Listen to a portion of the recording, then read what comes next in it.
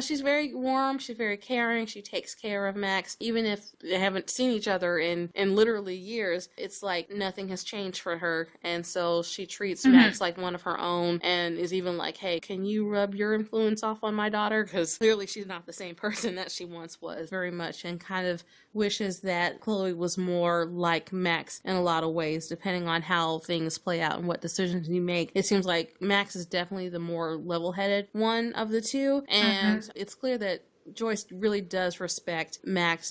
Well, I can see the difference between the two already. And Chloe has been hit emotionally. People process things different. Because, Max can be a little mechanical at times. Yeah. And so where Chloe's heartfelt, like she's taking a lot of things hard. She's taking the death of her dad hard. She's taking Max leaving hard. So she's dealing with a lot of people have left her. And so it's like she's had to process that and she's acting out. And of course, like the change that she didn't want was this guy coming here trying to quote unquote replace her dad, someone that she holds in such esteem. And so that kind of bulldozes her out left. So I can understand why her mom is just like, I cannot talk to her because she doesn't know how to relate. Max doesn't have that same emotional weight as Chloe does. So I'm kind of glad that it does shift a little more connection between those two. Bridges are hard to build without tools. Yeah. And I think she understands the differences between Chloe and David and why they're fighting each other. And because they really are on two opposite ends of the spectrum in terms of personality and whatnot. But when you have two hard-headed, really headstrong people